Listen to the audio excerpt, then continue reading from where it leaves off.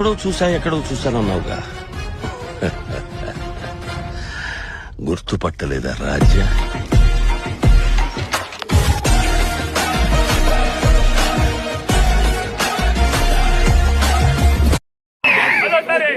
ప్రతి ఇంటికి ఉద్యోగం ఇస్తాను, ఉద్యోగం ఇచ్చేట వరకు ఆ 20 లక్షలు ఉద్యోగం ఇచ్చే వరకు నిరుద్యోగ భృతి ఇస్తానని చెప్పి నెలకి 3,000 ఇస్తానని చెప్పి అబద్ధాలు పలికి ఈ రోజు 30 రూపాయలు కూడా ఇవ్వలేని ఈ చంద్రబాబు నాయుడు గారు ఉంటే ఎంత?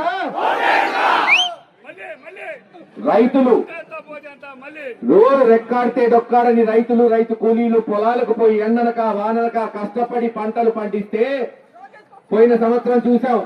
పత్తి, మిరప, వరి, కందులు, అపరాలు ఏ పంట అయినా తీసుకోండి, కనీసం గిట్టుబాటు ధర కల్పించలేని తెలుగుదేశం ప్రభుత్వం ఉంటే ఎంత? దిక్కుమాలిన ప్రభుత్వం. ఈ రోజు మళ్ళీ వానలు పడ్డాయిలే, పంటలు బాగా పండుతాయిలే అనుకోని పాపం రైతులు పంటలు వేస్తే తెలుగుదేశం చెంచాగాళ్లు, గూండాలు యూరియాని బ్లాక్ మార్కెట్ లో అమ్ముకుంటున్న ఈ ప్రభుత్వం ఉంటే ఎంత? వానలు పడినాయి, పంటలు దెబ్బతింటున్నాయి, నువ్వు ఇచ్చిన హామీ కనీసం రైతు భరోసా పేరు మార్చి అన్నదాత చేశావు.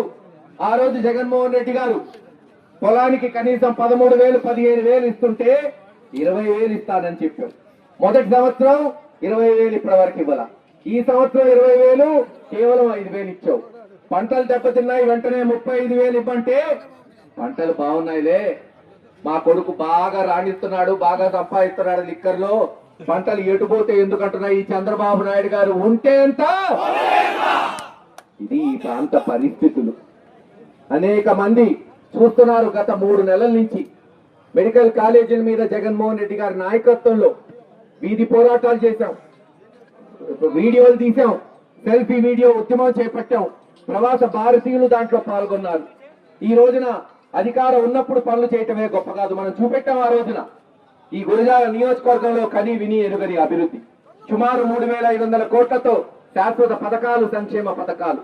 చరిత్ర కలిగిన దాచేపల్లి గురజాలని మున్సిపాలిటీ చేశాం, మెడికల్ కాలేజ్ హాస్పిటల్ తీసుకొచ్చాం, దాచేపల్లి గురజాల జాతీయ రహదారి చేశాం, పిడుగురాల బైపాస్ రోడ్డు పూర్తి చేశాం, పిడుగురాల మెయిన్ రోడ్డు వెడల్పు చేశాం, 20,000 మందికి పట్టాలు ఇచ్చాం.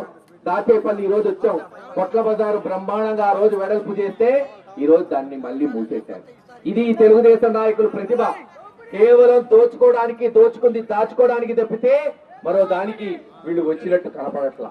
అందుకే కేవలం పాలక పక్షంలో ఉన్న అభివృద్ధే కాదు, ప్రతిపక్షంలో ఉన్నప్పుడు కూడా పోరాటం